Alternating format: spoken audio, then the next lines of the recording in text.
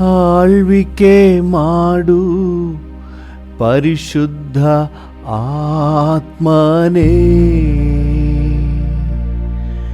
ಬಲಿಯಾಗಿ ತಂದಿರುವೆ ನನ್ನನ್ನು ಈಗಲೇ.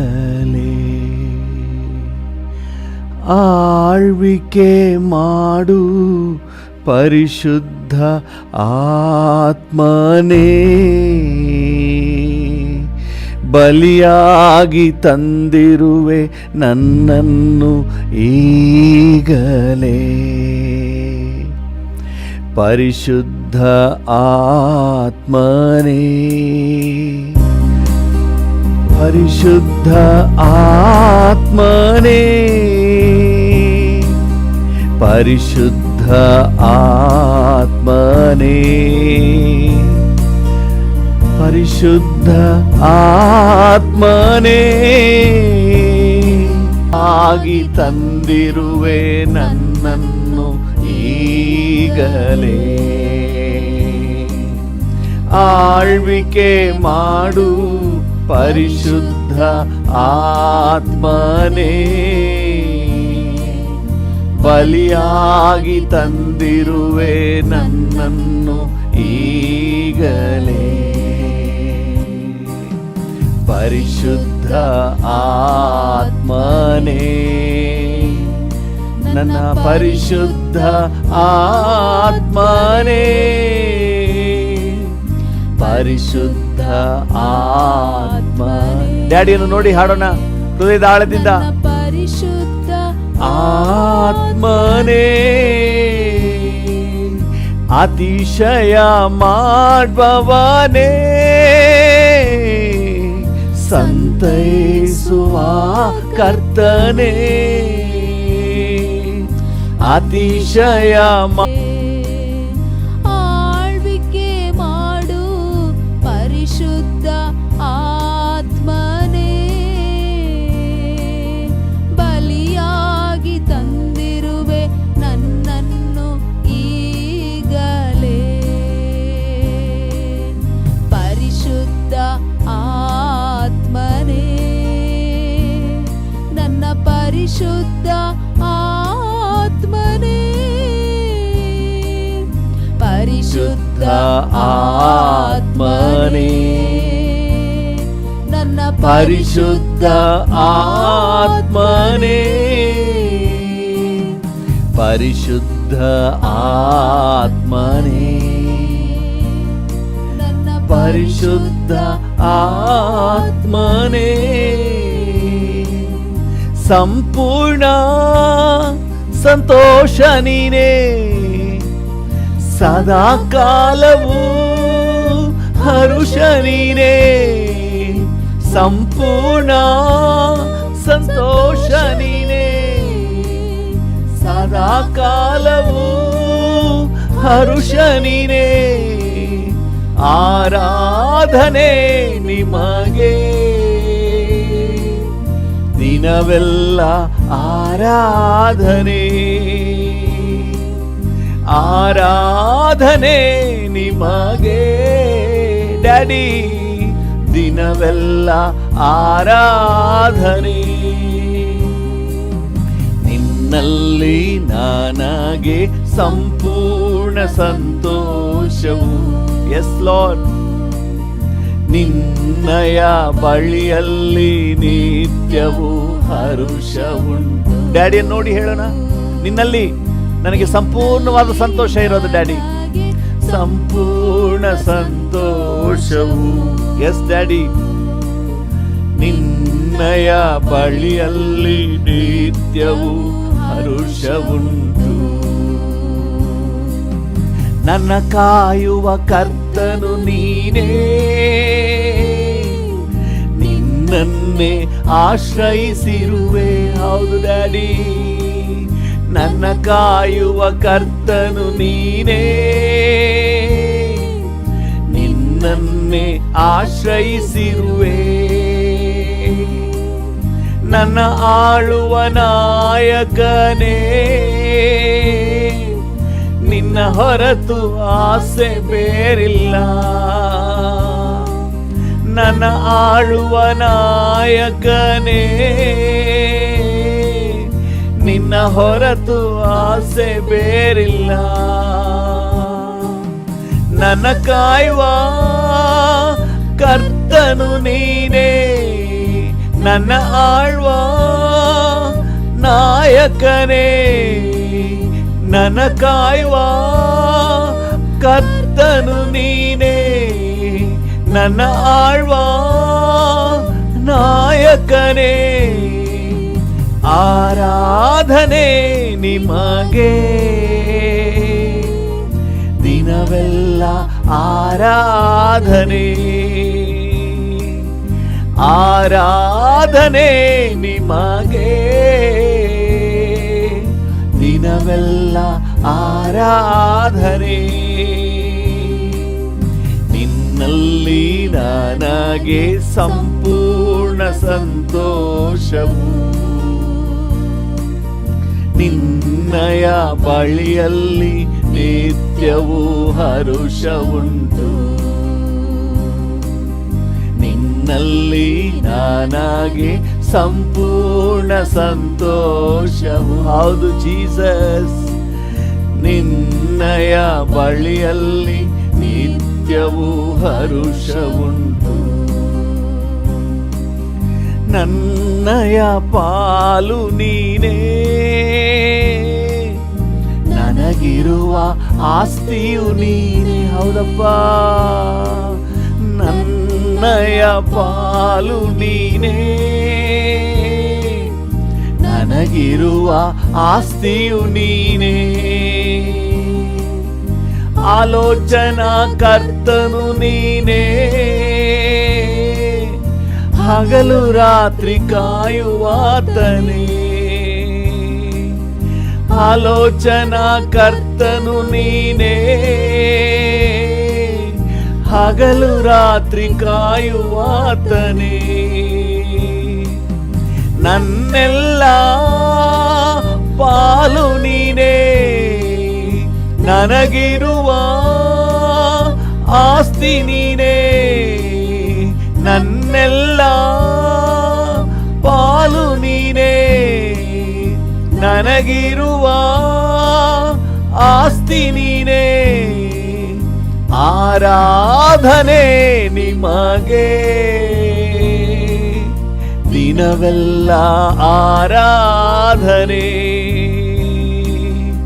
ಆರಾಧನೆ ನಿಮಗೆ ದಿನವೆಲ್ಲ ಆರಾಧನೆ. ನಿನ್ನಲ್ಲಿ ನನಗೆ ಸಂಪೂರ್ಣ ಸಂತೋಷವು, ನಿನ್ನಯ ಬಳಿಯಲ್ಲಿ ನಿತ್ಯವೂ ಹರುಷವುಂಟು. ನಿನ್ನಲ್ಲಿ ನನಗೆ ಸಂಪೂರ್ಣ ಸಂತೋಷವು, ನಿನ್ನಯ ಬಳಿಯಲ್ಲಿ ನಿತ್ಯವೂ ಹರುಷವುಂಟು. ಎಂದೆಂದು ನನ್ ಕಣ್ಮುಂದೆ ನಿನ್ನನ್ನೇ ನಿಲ್ಲಿಸಿರುವೆ. ಎಸ್ ಫಾದರ್ ಗಾಡ್, ಎಂದೆಂದು ನನ್ ಕಣ್ಮುಂದೆ ನಿನ್ನನ್ನೇ ನಿಲ್ಲಿಸಿರುವೆ. ಬಲಗಡೆ ನೀನಿರುವೆ, ನಾ ನಿಶ್ಚಿಂತನಾಗಿರುವೆ. ನನ್ನ ಬಲಗಡೆ ನೀನಿರುವೆ, ನಾ ನಿಶ್ಚಿಂತನಾಗಿರುವೆ.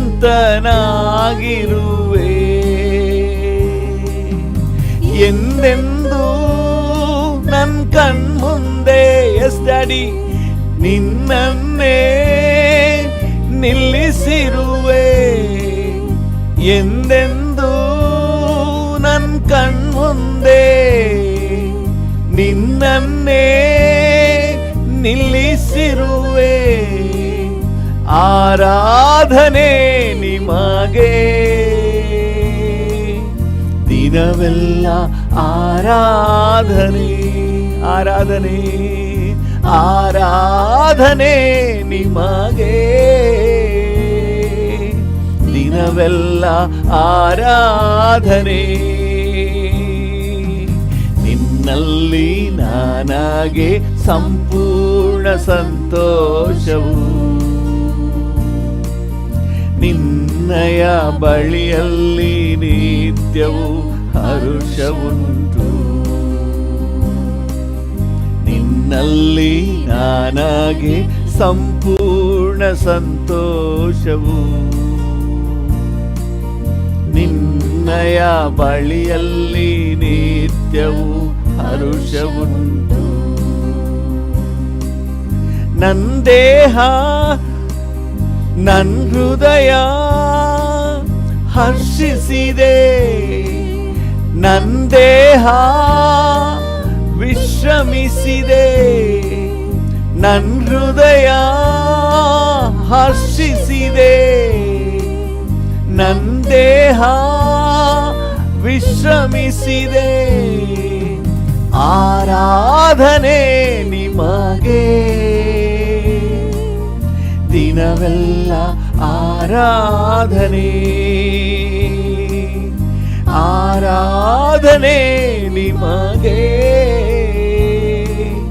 ದಿನವೆಲ್ಲ ಆರಾಧನೆ. ನಿನ್ನಲ್ಲಿ ನನಗೆ ಸಂಪೂರ್ಣ ಸಂತೋಷವು, ನಿನ್ನಯ ಬಳಿಯಲ್ಲಿ ನಿತ್ಯವೂ ಹರುಷವುಂಟು. ನಿನ್ನಲ್ಲಿ ನನಗೆ ಸಂಪೂರ್ಣ ಸಂತೋಷವು. ಹೌದು ಡ್ಯಾಡಿ, ನಿನ್ನಯ ಬಳಿಯಲ್ಲಿ ನಿತ್ಯವೂ ಹರುಷವುಂಟು. ಹೃದಯವು ಹರ್ಷಿಸಿದೆ,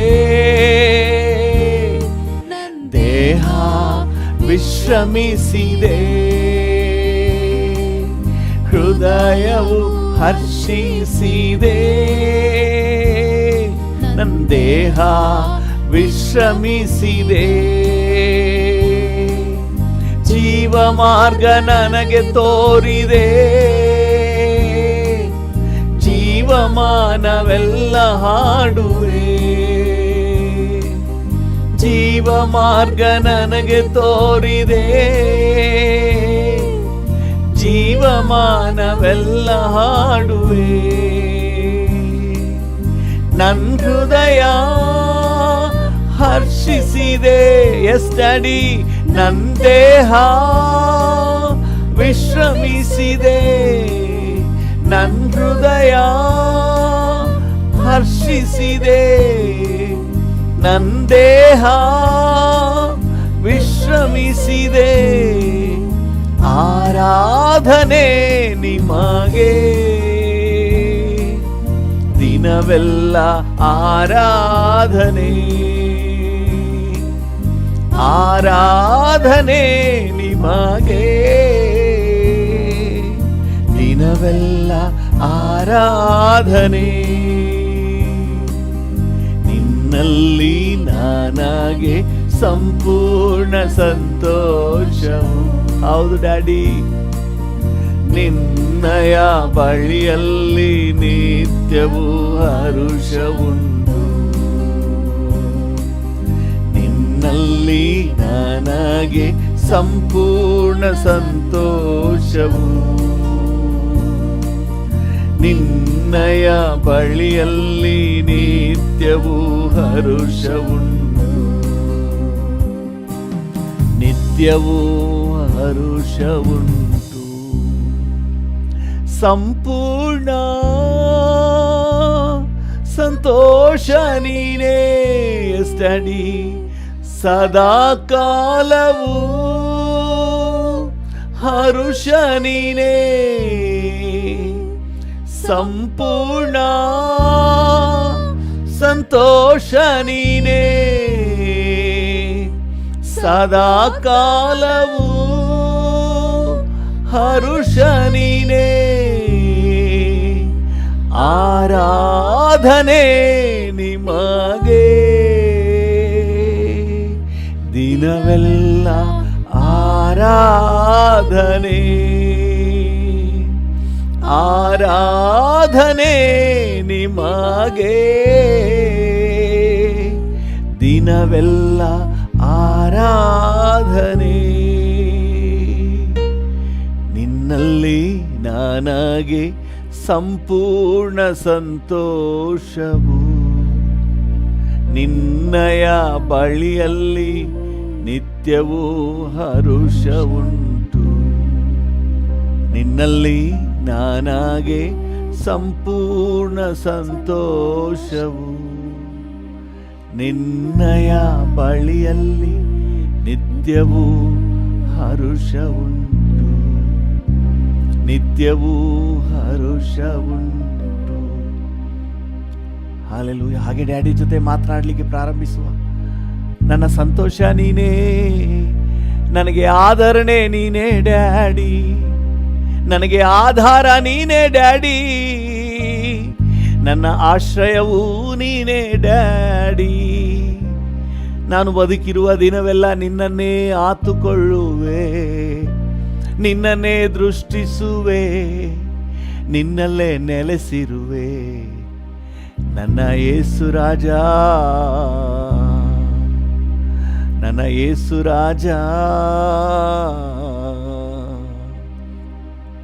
ಥ್ಯಾಂಕ್ ಯು ನನ್ನ ಯೇಸು ರಾಜ. ಹಾಲೆಲೂಯ. ಉನ್ನತನಾದ ದೇವರೇ, ಉತ್ತಮನಾದ ಕರ್ತನೇ, ಅದ್ಭುತ ಸ್ವರೂಪನೇ, ಆಲೋಚನಾ ಕರ್ತನೇ. ಹಾಲೆಲೂಯ. ತಾಯಿ ಮರೆತರು ನೀ ಮರೆಯಲಾರೆ, ತಂದೆ ತೊರೆದರು ನೀ ನನ್ನ ತೊರೆಯಲಾರೆ. ಹೆತ್ತ ತಾಯಿ ಮರೆತರು ನೀ ಮರೆಯಲಾರೆ, ತಂದೆ ತೊರೆದರು ನೀ ನನ್ನ ತೊರೆಯಲಾರೆ. ಓ ತಂದೆ ತೊರೆದರು ನೀ ನನ್ನ ತೊರೆಯಲಾರೆ. ತಂದೆ ತಾಯಿಗಿಂತ ಶ್ರೇಷ್ಠನು ನೀನೇ, ದಿನ ದಿನವೂ ಕಾಯುವಾತನೇ. ತಂದೆ ತಾಯಿಗಿಂತ ಶ್ರೇಷ್ಠನು ನೀನೇ, ದಿನ ದಿನವೂ ಕಾಯುವಾತನೇ. ಹೆತ್ತ ತಾಯಿ ಮರೆತರು ನೀ ಮರೆಯಲಾರೆ, ತಂದೆ ತೊರೆದರು ನೀ ನನ್ನ ತೊರೆಯಲಾರೆ. ಹೆತ್ತ ತಾಯಿ ಮರೆತರು ನೀ ಮರೆಯಲಾರೆ, ತಂದೆ ತೊರೆದರು ನೀ ನನ್ನ ತೊರೆಯಲಾರೆ. ಓಹೋ ತಂದೆ ತೊರೆದರು ನೀ ನನ್ನ ತೊರೆಯಲಾರೆ, ತಂದೆ ತೊರೆದರು ನೀ ನನ್ನ ತೊರೆಯಲಾರೆ. ತಂದೆ ತೊರೆದರು ನೀ ನನ್ನ ತೊರೆಯಲಾರೆ, ತಂದೆ ತೊರೆದರು ನೀ ನನ್ನ ತೊರೆಯಲಾರೆ. ತಂದೆ ತೊರೆದರು ನೀ ನನ್ನ ತೊರೆಯಲಾರೆ.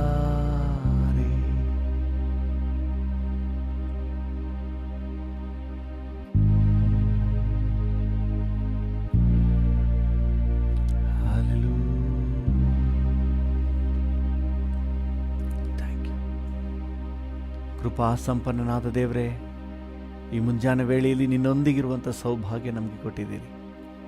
ವಂದನೆಪ್ಪ. ನಿನ್ನ ಜೊತೆ ಇರುವ ಈ ಸೌಭಾಗ್ಯಕ್ಕಾಗಿ ವಂದನೆ. ನಿನ್ನ ಪ್ರಸನ್ನತೆ, ನಿನ್ನ ಸಮ್ಮುಖ ಇನ್ನೂ ನಮ್ಮನ್ನು ಆವರಿಸಲಿ. ವಾಕ್ಯದ ಮೂಲಕ ನಮ್ಮ ಸಂಗಡ ಮಾತನಾಡಿ ನಮ್ಮನ್ನು ಪ್ರಾರ್ಥನೆಯಲ್ಲಿ ನಡೆಸಿ. ನಿಮಗೆಲ್ಲ ಘನತೆ, ಗೌರವ, ಮಹಿಮೆ ಸಲ್ಲಿಸುತ್ತೇವೆ ಯೇಸುವಿನ ನಾಮದಲ್ಲಿ ತಂದೆಯೇ, ಆಮೆನ್.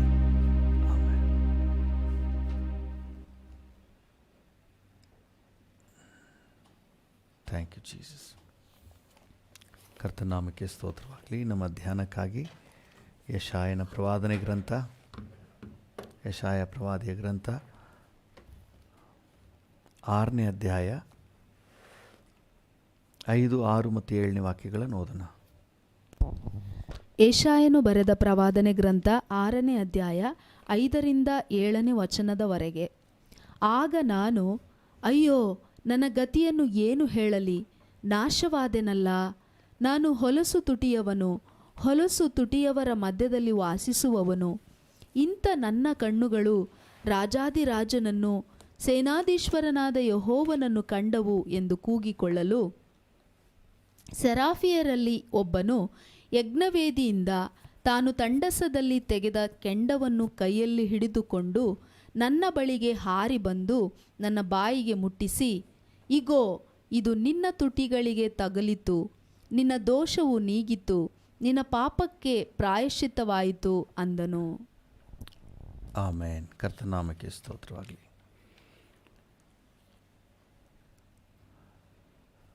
ಪಾಪದ ಅರ್ಹು, ನಾನು ತಪ್ಪು ಮಾಡಿದ್ದೇನೆ ಅನ್ನುವಂಥ ಒಂದು ಗ್ರಹಿಕೆ ನಮಗೆ ಉಂಟಾದಾಗ ಮಾತ್ರವೇ ನಾವು ಅಲ್ಲಿಂದ ಹೊರಬರಲಿಕ್ಕೆ ಸಾಧ್ಯ, ತಿದ್ದುಕೊಳ್ಳಲಿಕ್ಕೆ ಸಾಧ್ಯ. ಯಾವುದೆಲ್ಲ ಪಾಪದ ಅರ್ಹನ ಹುಟ್ಟಿಸುತ್ತೆ ಅಂತ ಹೇಳಿ ನೆನ್ನೆ ಧ್ಯಾನ ಮಾಡಿದ್ವಿ. ದೈವ ಪ್ರಸನ್ನತೆಯಲ್ಲಿ ಬರುವಾಗಲೇ ನಾವು ಎಲ್ಲಿ ತಪ್ಪು ಮಾಡಿದ್ದೇವೆ ಅನ್ನುವಂಥ ಗ್ರಹಿಕೆ ಉಂಟಾಗ್ತದೆ. ಪರಿಶುದ್ಧಾತ್ಮನ ಈ ಕೆಲಸ ಮಾಡ್ತಾನೆ, ಯೇಸುವಿನ ಪ್ರಸನ್ನತೆ ಈ ಕೆಲಸವನ್ನು ಮಾಡ್ತದೆ, ದೇವರ ವಾಕ್ಯ ಈ ಕೆಲಸವನ್ನು ಮಾಡ್ತದೆ. ದೇವರ ನಾಮಕ್ಕೆ ಸ್ತೋತ್ರವಾಗಲಿ. ನಾನು ಎಲ್ಲಿ ತಪ್ಪು ಮಾಡಿದ್ದೇನೆ, ಎಲ್ಲಿ ನಾನು ಎಡವಿದ್ದೇನೆ ಅನ್ನುವಂಥ ಗ್ರಹಿಕೆ ಉಂಟಾಗ್ತದೆ.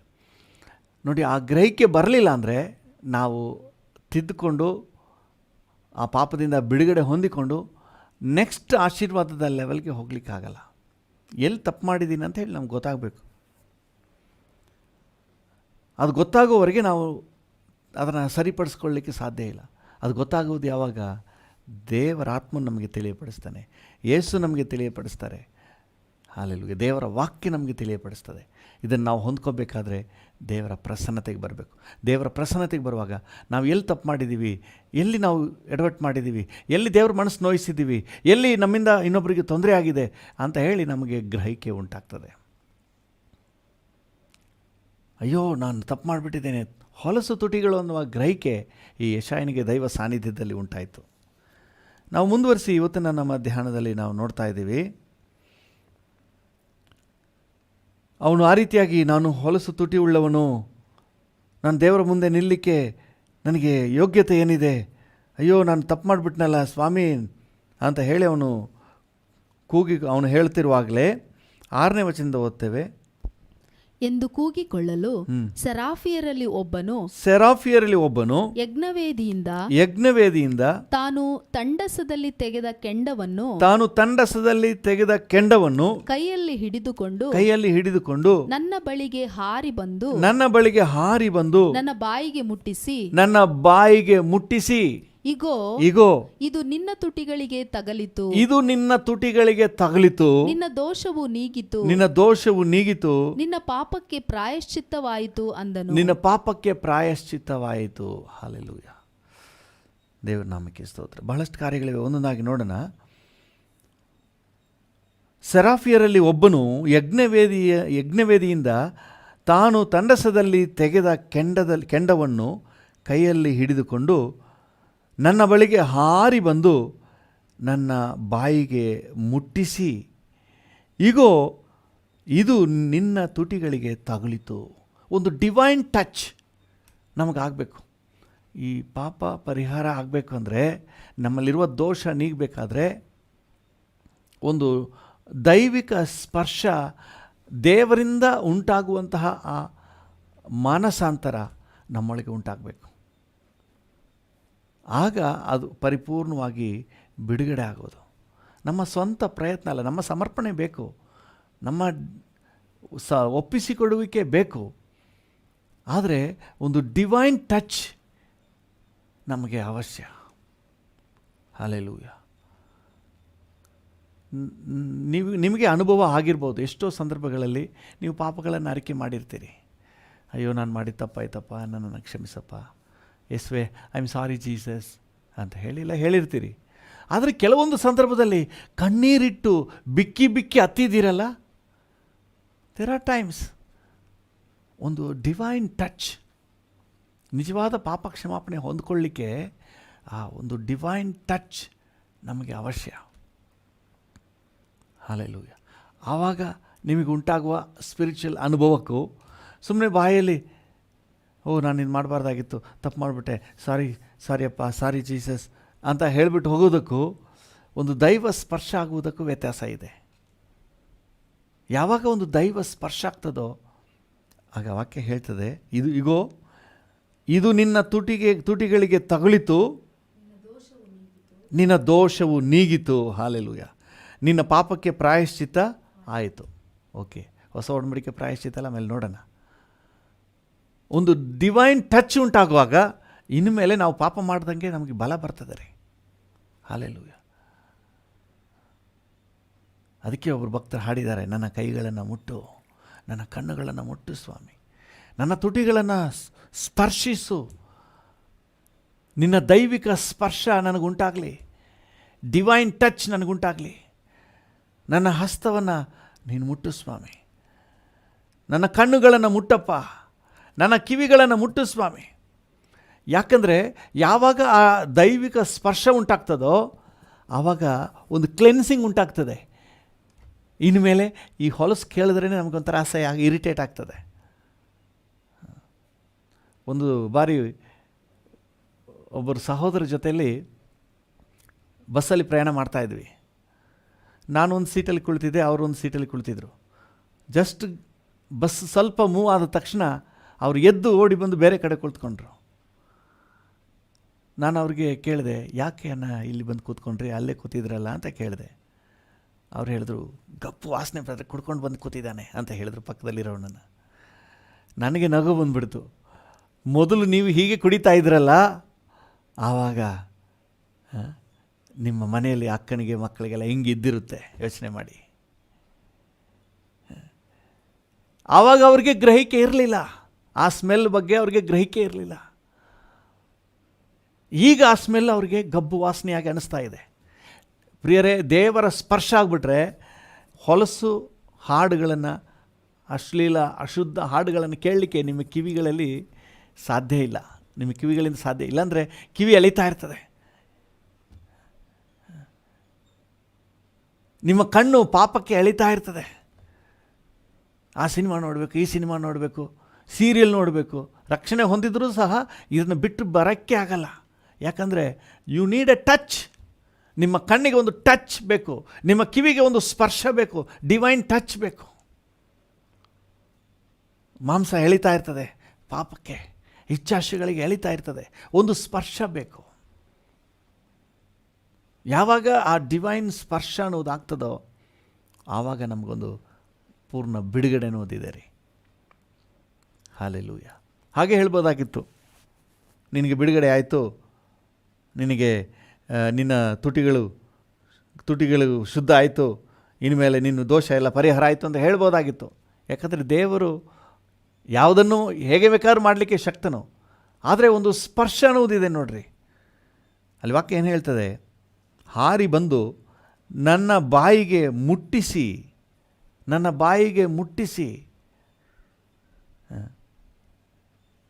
ಮತ್ತು ಇದು ನಿನ್ನ ತುಟಿಗಳಿಗೆ ತಗುಲಿತು. ಹಲ್ಲೆಲೂಯಾ. ಯಾವಾಗ ಒಂದು ಡಿವೈನ್ ಸ್ಪರ್ಶ ಅನ್ನೋದು ನಮ್ಮ ತುಟಿಗೆ ಆಗ್ತದೋ ಆವಾಗ ಇನ್ಮೇಲೆ ಕೆಟ್ಟ ಮಾತು ನಿಮ್ಮ ಬಾಯಲ್ಲಿ ಬರಲ್ಲ. ಈಗ ನೀವು ಹೇಳ್ತೀರಿ, ಕೆಲವರು ಹೇಳ್ತಾರಲ್ಲ, ನೋಡು ನನ್ನ ಶೋಧನೆ ಮಾಡಬೇಡ, ನಾನು ಹಳೆ ಮನುಷ್ಯನಾಗ್ಬಿಡ್ತೀನಿ. ಹಾಗಾದರೆ ಹಳೆ ಸರ್ಕಲ ಇದೆ ಅಂತ ಅರ್ಥ.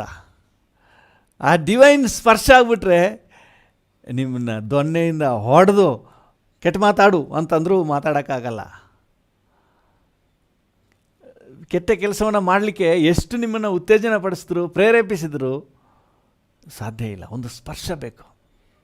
ಇವತ್ತು ನಾವು ಕರ್ತನ ಹತ್ರ ಕೇಳಬೇಕು, ನನ್ನ ಕಣ್ಣುಗಳನ್ನು ಸ್ಪರ್ಶಿಸು, ನನ್ನ ಕೈಯನ್ನು ಸ್ಪರ್ಶಿಸು. ಹಲ್ಲೆಲೂಯಾ.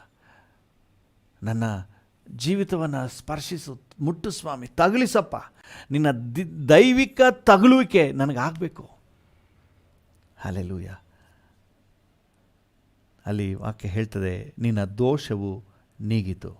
ಯಾವಾಗ ಒಂದು ದೈವಿಕವಾದ ಸ್ಪರ್ಶ ಅನ್ನೋದು ಉಂಟಾಗ್ತದೋ ದೋಷ ನಮ್ಮಲ್ಲಿರಲ್ಲ. ನಾವು ಕಷ್ಟಪಟ್ಕೊಂಡು ಪರಿಶುದ್ಧವಾಗಿ ಬಾಳಬೇಕಾಗಿಲ್ಲ. ಈಸಿ. ಪರಿಶುದ್ಧ ಜೀವನ easy. Holy life is a jolly life ಆಗಿಬಿಡ್ತದೆ. It's a very hard. ಇಲ್ಲಾಂದರೆ ತುಂಬ ಕಷ್ಟಪಟ್ಕೊಂಡು ಅವ್ರು ನಮ್ಮ ವಿರುದ್ಧವಾಗಿ ಕೆಟ್ಟ ಮಾತುಗಳನ್ನು ಆಡಿ ಬೈದು ನಮ್ಮನ್ನು ಹೀನಮಾನವಾಗಿ ತುಚ್ಛವಾಗಿ ನಮ್ಮನ್ನು ಅವಮಾನಪಡಿಸುವಾಗ ನಾವು ಎರಡು ಮಾತಾಡ್ಬಿಡೋಣವಾ ಅನಿಸ್ತದೆ. ಇದು ಮಾಂಸಿಕ. ಯಾವಾಗ ಈ ಸ್ಪರ್ಶ ಆಗ್ತದೋ ಅವ್ರು ಎಷ್ಟೇ ಬರೆದ್ರು ನಗ್ತಾ ಇರ್ತೀರಿ. ನಮ್ಮ ಸಹೋದರೊಬ್ಬರು ಹೇಳಿದರು, ಅವ್ರನ್ನ ಬೈತಾ ಇದ್ರಂತೆ, ಅವರಮ್ಮ ಬೈತಾ ಇದ್ರಂತೆ, ಇವರು ನಗ್ತಾ ಇದ್ರಂತೆ. ಕೊನೆಗೆ ಅವ್ರಿಗೆ ಬೈದು ಸಾಕಾಗೋಗಿ ಮಹಾಣಗೆಟ್ಟಿದ್ದೆ, ಇಷ್ಟು ಬೈದರೂ ನಗ್ತಾ ಇದೆಯಲ್ಲ. ಅಲ್ಲೆಲ್ಲೂಯ್ಯ. ಡಿವೈನ್ ಸ್ಪರ್ಶ ಆಗಿಬಿಟ್ರೆ ನಮಗೆ ಮಾನಸಿಕವಾಗಿ ರಿಯಾಕ್ಷನ್ ಮಾಡೋಕ್ಕೆ ಬರಲ್ಲ. ಇಲ್ಲಾಂದರೆ ನೀವೇ ಕಷ್ಟಪಟ್ಕೊಂಡು ನಾನು ತಡೆಯೋಷ್ಟು ತಡೆದೆ, ಆಮೇಲೆ ನನಗೂ ಕೋಪ ಬಂತು, 2 ಬಿಟ್ಟೆ ಅಂತ ಹೇಳ್ತಾರೆ. ಈಗ ನಿಮಗೆ ಬೇಕು ಸ್ಪರ್ಶ, ನಿಮಗೆ ಬೇಕು ದೈವಿಕ divine touch. Hallelujah. You need the divine touch. ಕೇಳಿ, ನನ್ನನ್ನು ಮುಟ್ಟು ಸ್ವಾಮಿ, ನನ್ನ ಇಮೋಷನ್ಸ್ನ ನೀನು ಟಚ್ ಮಾಡಪ್ಪ. ಹಲ್ಲೆಲೂಯಾ. ನನ್ನ ಭಾವನೆಗಳನ್ನು ಟಚ್ ಮಾಡು ಸ್ವಾಮಿ. ನನ್ನ ಕಣ್ಣುಗಳನ್ನು ಟಚ್ ಮಾಡಪ್ಪ. ನನ್ನ ಕಣ್ಣೊಂದಿಗೆ ಒಂದು ಒಡಂಬಡಿಕೆ ಮಾಡ್ಕೊಳ್ತೇನೆ, ನನ್ನ ಕಿವಿಗಳೊಂದಿಗೆ ಒಂದು ಒಡಂಬಡಿಕೆ ಮಾಡ್ಕೊಳ್ತೇನೆ. ನೀನು ಸ್ಪರ್ಶಿಸು. ಹಲ್ಲೆಲೂಯಾ. ನಾವು ಕರ್ತನ ಕೈಗೆ ನಾವು ಒಪ್ಪಿಸಿಕೊಡುವಾಗ ನಮ್ಮ ಜೀವಿತ ಟೋಟಲಿ ಚೇಂಜ್ ಆಗ್ತದೆ. ಆ ದೋಷವು ನಿನ್ನನ್ನು ಬಿಟ್ಟು ನೀಗಿತು. ಹಲ್ಲೆಲೂಯಾ. ಕರ್ತನ ನಾಮಕ್ಕೆ ಸ್ತೋತ್ರವಾಗಲಿ. ಈ ಡಿವೈನ್ ಟಚ್ ಅನ್ನೋದು ಸ್ಪೆಷಲ್ ಎಕ್ಸ್ಪೀರಿಯನ್ಸ್ ರೀ. ಇದು ಎಲ್ಲರಿಗೂ ಸಿಗಲ್ಲ.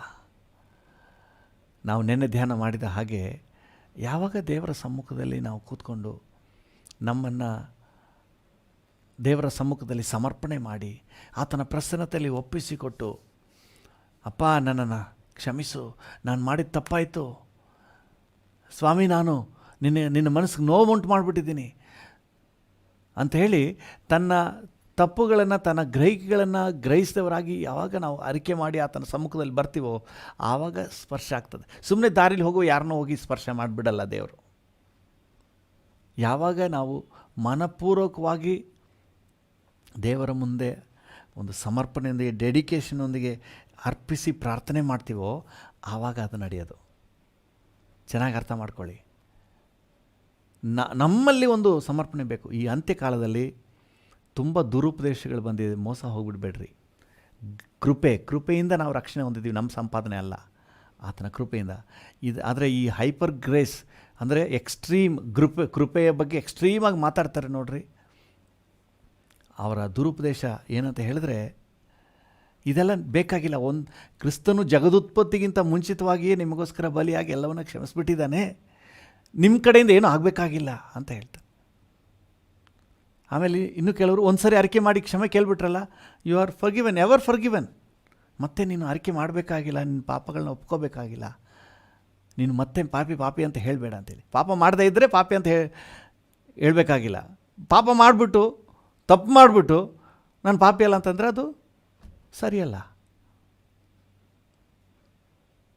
ದೇವ್ರ ವಾಕ್ಯ ಬಹಳ ಸ್ಪಷ್ಟವಾಗಿ ಹೇಳ್ತದೆ, ನಾವು ತಪ್ಪು ಮಾಡಬಾರ್ದು. ಆದರೆ ತಪ್ಪು ಮಾಡೋದು ಬಿಟ್ಟರೆ, ಏನಾದರೂ ಅಪ್ಪಿತಪ್ಪಿ ಮಾಡಿಬಿಟ್ರೆ, ವಿ ಹ್ಯಾವ್ ಎನ್ ಅಡ್ವೊಕೇಟ್. ನಮಗೊಬ್ಬ ಅಡ್ವೊಕೇಟ್ ಇದ್ದಾರೆ. ಯೋಹಾನ 2:1 ನಮಗೊಬ್ಬ ಸಹಾಯಕನು ಅಂತ ಕನ್ನಡದಲ್ಲಿ ಬಳಕೆಯಾಗಿದೆ. ಇಂಗ್ಲೀಷಲ್ಲಿ ವಿ ಹ್ಯಾವ್ ಎನ್ ಅಡ್ವೊಕೇಟ್. ನಮ್ಮ ಪರವಾಗಿ ತಂದೆಯ ಬಳಿಯಲ್ಲಿ ವಿಜ್ಞಾಪನೆ ಮಾಡುವ ಅಡ್ವೊಕೇಟ್ ಇದ್ದಾರೆ. ನಾವು ಸಿಗ್ನೇಚರ್ ಮಾಡಬೇಕು.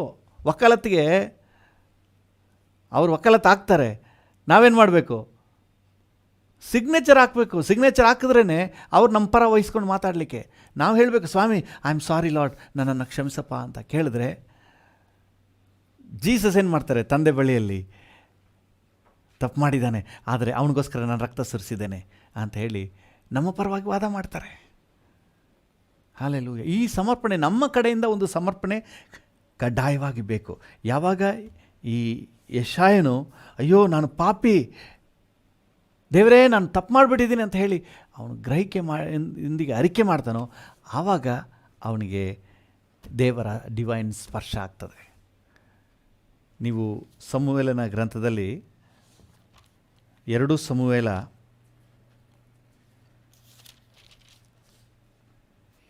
11ನೇ ಅಧ್ಯಾಯದಲ್ಲಿ ಬಂದರೆ ದಾವಿದನ ನೀಚ ಕೃತ್ಯಗಳು ಅಂತ ಹೇಳಿ ಹೆಡ್ಡಿಂಗ್ನಲ್ಲಿ ಇದೆ. ನಿಧಾನಕ್ಕೆ ಹೋದ್ರಿ. ದಾವಿದನು ತಪ್ಪು ಮಾಡ್ದ, ದೇವರಿಗೆ ಇಷ್ಟವಿಲ್ಲದ ಪಾಪ ಮಾಡಿಬಿಟ್ಟ. ಆದರೆ ಅವನು ಮೊದಲೇ ಪ್ರಾರ್ಥನಾ ಮನುಷ್ಯನು, ದೇವರ ಸಮ್ಮುಖಕ್ಕೆ ಹೋಗಿ ಪ್ರಾರ್ಥನೆ ಮಾಡುವ ಆತನು. ಯಾರು ದೇವರ ಸಮ್ಮುಖದಲ್ಲಿ ಪ್ರಾರ್ಥನೆಯಲ್ಲಿ ತೊಡಗಿಸ್ಕೊಳ್ತಾರೋ ಅವರಿಗೆ ನೆನ್ನೆ ನೋಡಿದೆವು, ಒಂದು ಕನ್ವಿಕ್ಷನ್ ಅಂದರೆ ಪಾಪದ ಅರುಹು ಉಂಟಾಗ್ತದೆ. ಪವಿತ್ರಾತ್ಮನ ಮೂಲಕ, ಯೇಸುವಿನ ಮೂಲಕ, ವಾಕ್ಯದ ಮೂಲಕ ಹೇಗಾದರೂ ದೇವರು ನೀನು ಮಾಡಿದ್ರೆ ತಪ್ಪು ಅಂತ ಹೇಳ್ತಾರೆ. ಈಗ ಇವನಿಗೆ ಅದನ್ನು ಅರುಹನ ಉಂಟು ಮಾಡಲಿಕ್ಕೆ ನಾತಾನ್ ಪ್ರವಾದಿನ ದೇವರು ಕಳಿಸ್ತಾ ಇದ್ದಾರೆ. ನಾತಾನಿ ಪ್ರವಾದಿ ಮೂಲಕವಾಗಿ ಅವನಿಗೆ ತಾನು ಮಾಡಿದ್ದು ತಪ್ಪು ಅಂತ ಹೇಳಿ ಅರಿವು ಉಂಟಾಗ್ತದೆ. ಒಂದು ಸಾಮ್ಯವನ್ನು ಹೇಳಿ ಅವನ ಗ್ರಹಿಕೆಗೆ ತಗೊಬರ್ತಾನೆ. ಆ ಮನುಷ್ಯನು ನೀನೇ, 12ನೇ ಅಧ್ಯಾಯ 2 ಸಮುವೇಲ 12:7 ಓದ್ತೇವೆ. ಆ ಮನುಷ್ಯನು ನೀನೇ ಅಂತ ಹೇಳಿ ಸ್ಪಷ್ಟವಾಗಿ ಈಟಿಯಲ್ಲಿ ತಿವಿದ ಹಾಗೆ ದಾವಿದನಿಗೆ ಮನವರಿಕೆ ಮಾಡಿಸ್ತಾನೆ ನಾತಾನ್ ಪ್ರವಾದಿ. ಈಗ ಅದನ್ನು ಗ್ರಹಿಸಿದ ಮೇಲೆ, ದೇವರ ಸ್ಪರ್ಶವನ್ನು ಹೊಂದಿದ ಮೇಲೆ ಈ ದಾವಿದನ್ ನೋಡಿ ಏನು ಹೇಳ್ತಾನೆ. 51ನೇ ಕೀರ್ತನೆ 1ನೇ ವಚನದಲ್ಲಿ,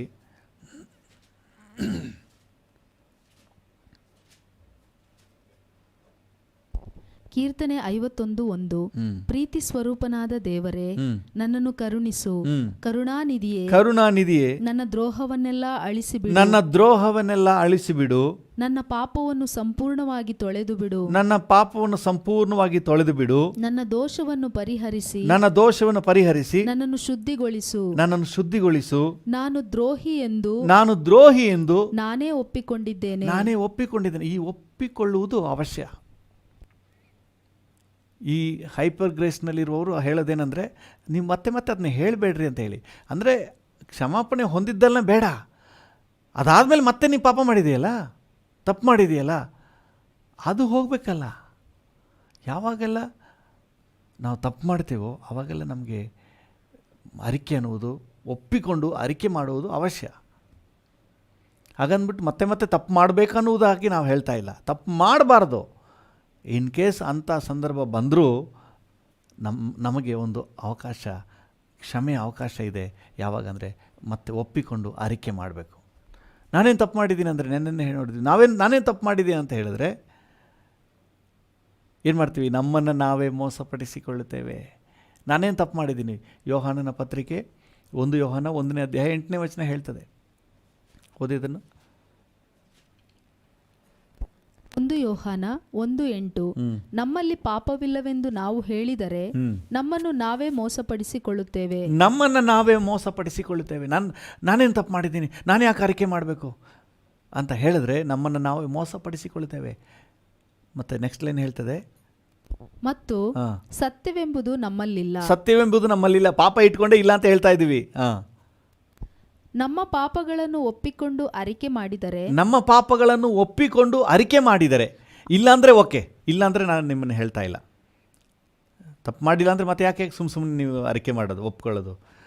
ಆಲ್ರೆಡಿ ದೇವರು ಕ್ಷಮಿಸಿರುವ, ನೀವು ಅರಿಕೆ ಮಾಡಿ ಕ್ಷಮೆ ಕೇಳಿದ್ದೀರಲ್ಲ, ಅದನ್ನು ಮತ್ತೆ ಹೇಳಬೇಕಾಗಿಲ್ಲ. ಕೆಲವ್ರು ಏನು ಮಾಡ್ತಾರೆ, ಒಂದು ತಪ್ಪು ಮಾಡಿರ್ತಾರೆ, ಅದಕ್ಕೆ ಕ್ಷಮೆ ಕೇಳಿ ಆಯಿತು, ದೇವ್ರು ಕ್ಷಮಿಸಿದ್ದಾರೆ ನಿಶ್ಚಯ ಬಂದುಬಿಡ್ತು, ಮತ್ತೆ ಪ್ರಾರ್ಥನೆಗೆ ಬಂದಾಗಲ್ಲ ಮತ್ತೆ ಅದನ್ನು ನೆನೆಸ್ಕೊಂಡು ಸಾರಿ ಅಂತ ಕೇಳೋದು. ಆ ರೀತಿ ಮತ್ತೆ ನಾವು ಅದಕ್ಕೆ ಕೇಳಬೇಕಾಗಿಲ್ಲ.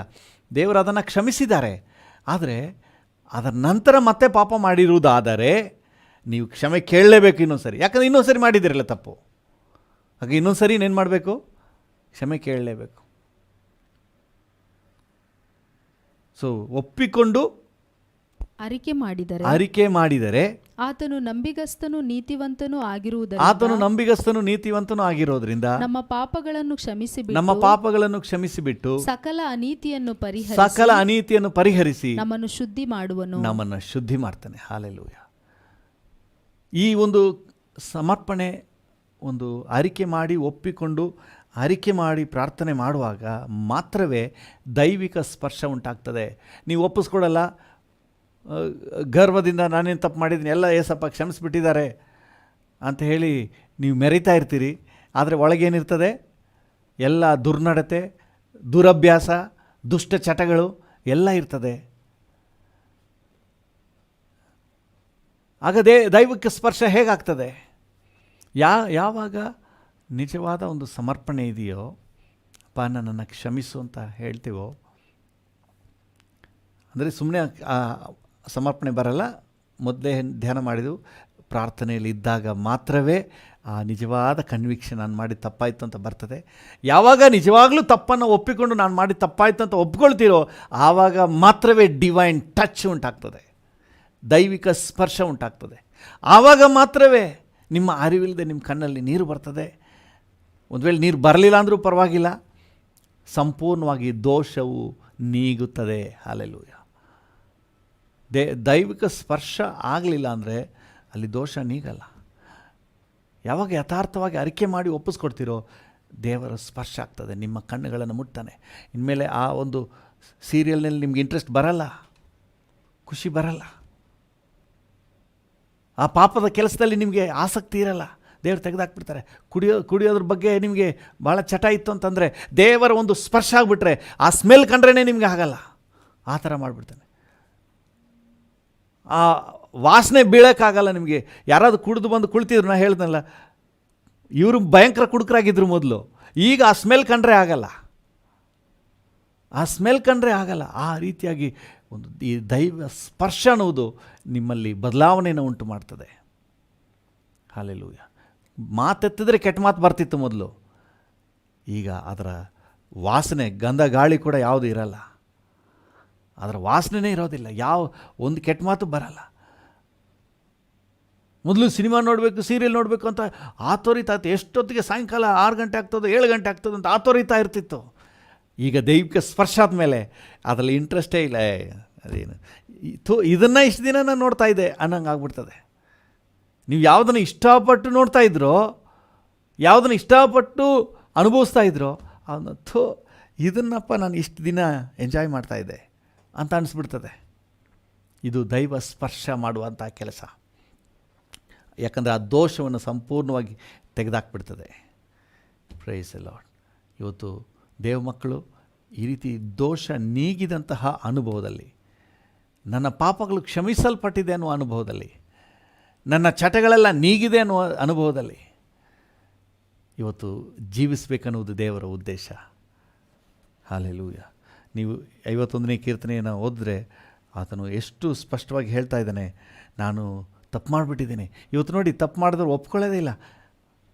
ಅದರಲ್ಲೂ ಈ ಹೊಸ ತಲೆಮಾರಂತೂ ತಪ್ಪನ್ನು ಒಪ್ಕೊಳ್ಳೋದೇ ಇಲ್ಲ. ಇಲ್ಲಪ್ಪ ಅಷ್ಟೇ, ಅದಕ್ಕೇನಾದ್ರು ಸಮಜಾಯಿಸಿ ಕೊಡ್ತಾ ಇದ್ದಾರೆ. ಈಗ ಯಾಕಪ್ಪ ಮಾಡಿದೆ ಅಂದರೆ, ಅದು ಫಸ್ಟ್ ಎತ್ತಿದ ತಕ್ಷಣ ಇಲ್ಲ ಪಾಸ್ಟರ್ ಅಂತ ಒಂದು ಮಾತು ಬಂದುಬಿಟ್ಟೆ, ಆಮೇಲೆ ಹಂಗಾಯಿತು ಅದಕ್ಕೆ ಹಿಂಗೆ ಮಾಡಿದೆ ಅಂತ ಹೇಳಿ, ಓ ಸಾರಿ ನಾನು ತಪ್ಪಾಯಿತು ಅಂತ ಹೇಳಿಬಿಟ್ಟು ಆಮೇಲೆ ಈ ವಿಚಾರ ಕಾರಣದಿಂದ ಹಿಂಗೆ ಮಾಡಿದೆ ಅಂತ ಹೇಳಿದ್ರೆ ಪರವಾಗಿಲ್ಲ, ಒಪ್ಕೊಳ್ಳೋದೇ ಇಲ್ಲ. ಫಸ್ಟ್ ಎತ್ತವಾಗಲೇ ಇಲ್ಲ ಪಾಸ್ಟರ್ ಅಂದರೆ ನಾನು ಮಾಡಿಲ್ಲ ಪಾಸ್ಟರ್, ನಾನು ಮಾಡೋದು ತಪ್ಪಲ್ಲ ಪಾಸ್ಟರ್. ಫಸ್ಟ್ ಎತ್ತಿದ ತಕ್ಷಣ ಇಲ್ಲ ಪಾಸ್ಟರ್, ಹಿಂಗೆ ಮಾಡಿದ್ಯಲ್ಲಪ್ಪ, ಇದು ಯಾರು ಮಾಡಿದ್ದು? ಇಲ್ಲ ಪಾಸ್ಟರ್ ನಾನೇ ಅಂತ ಹೇಳ್ತಾನೆ. ಅದಕ್ಕೆ ಮೊದಲೇ ಒಂದು ಇಲ್ಲ ಪಾಸ್ಟರ್ ಹೇಳ್ಬಿಟ್ಟಿರ್ತಾನೆ, ಇಲ್ಲ ಪಾಸ್ಟರ್. ಯಾಕೆ ಒಪ್ಕೊಳ್ಳೋಕ್ಕೆ ಇವತ್ತು ಮನಸ್ಸೇ ಬರಲ್ಲ.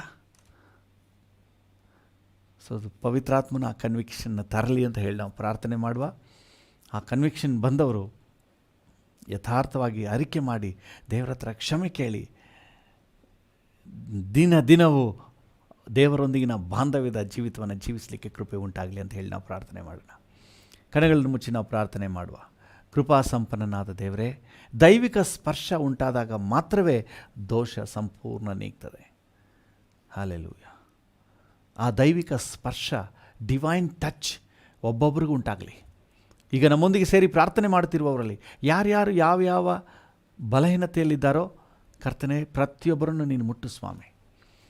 ಒಂದು ವೇಳೆ ಹೊರಗಿನ ಪ್ರಪಂಚಕ್ಕೆ ಗೊತ್ತಿರಬಹುದು, ಗೊತ್ತಿಲ್ಲದೆ ರಹಸ್ಯವಾಗಿ ತಾಂಡವವಾಡ್ತಾ ಇರಬಹುದು ತಮ್ಮ ಜೀವಿತದಲ್ಲೇ. ಕರ್ತನೇ, ಈಗ ಒಂದು ದೈವಿಕ ಸ್ಪರ್ಶ ಉಂಟಾಗಲಿ.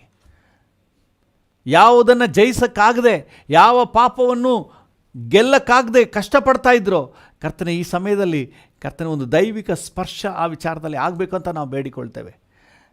ಅದನ್ನು ಗೆದ್ದು, ಅದನ್ನು ಜಯಿಸಿ, ಆ ದೋಷವು ಸಂಪೂರ್ಣವಾಗಿ ನೀಗಿ ಒಂದು ಜಯದ ಜೀವಿತ ಜೀವಿಸುವಂತೆ ಒಂದು ಡಿವೈನ್ ಟಚ್ ಈಗ ಉಂಟಾಗಬೇಕಪ್ಪ. ನನ್ನೊಂದಿಗೆ ಸೇರಿ ಪ್ರಾರ್ಥನೆ ಮಾಡ್ತಿರುವ ಪ್ರತಿಯೊಬ್ಬರಿಗೂ ಉಂಟಾಗಬೇಕು. Thank you Jesus. ಪ್ರತಿಯೊಬ್ಬರಿಗೂ ಒಂದು ಡಿವೈನ್ ಸ್ಪರ್ಶ ಉಂಟಾಗಲಿ. ಹಲ್ಲೆಲೂಯಾ. ಕಣ್ಣುಗಳನ್ನು ಮುಟ್ಟು, ಕೈಗಳನ್ನು ಮುಟ್ಟು, ಕಿವಿಯನ್ನು ಮುಟ್ಟು ಸ್ವಾಮಿ, ನಾಲಿಗೆಯನ್ನು ಮುಟ್ಟಪ್ಪ, ಭಾವನೆಗಳನ್ನು ಮುಟ್ಟು ಸ್ವಾಮಿ. ಎಲ್ಲದರಲ್ಲೂ ಕರ್ತನ ನಿನ್ನ ಹಸ್ತ, ನಿನ್ನ ಸ್ಪರ್ಶ ಇರಲಿಪ್ಪ. ಒಂದು ಬಿಡುಗಡೆ ಉಂಟಾಗಲಿ, ದೃಷ್ಟಿ ವ್ಯತ್ಯಾಸ ಆಗಲಿ, ಆಲೋಚನೆ ವ್ಯತ್ಯಾಸ ಆಗಲಿ, ಇಮೋಷನ್ಸ್ ಭಾವನೆಗಳು ವ್ಯತ್ಯಾಸ ಆಗಲಿ. Thank you Jesus. ಎಲ್ಲೂ ಕೂಡ ಸೈತಾನಿಗೆ ಅವಕಾಶ ಇರಬಾರ್ದಪ್ಪ. ನಿನಗೆ ಮೆಚ್ಚುಗೆಯಾಗಿ ಆಲೋಚನೆ ಮಾಡಲಿಕ್ಕೆ, ನಿನಗೆ ಮೆಚ್ಚುಗೆಯಾಗಿ ಮಾತಾಡಲಿಕ್ಕೆ, ನಿನಗೆ ಮೆಚ್ಚುಗೆಯಾದವುಗಳನ್ನೇ ಕೇಳಿಸ್ಕೊಳ್ಳಿಕ್ಕೆ, ನಿನಗೆ ಮೆಚ್ಚುಗೆಯಾದವುಗಳನ್ನೇ ಕರ್ತನೆ ಮಾಡಲಿಕ್ಕೆ ಪ್ರತಿಯೊಬ್ಬರಿಗೂ ಬೇಕಾದ ಕೃಪೆಯನ್ನು ಕೊಡು ಸ್ವಾಮಿ.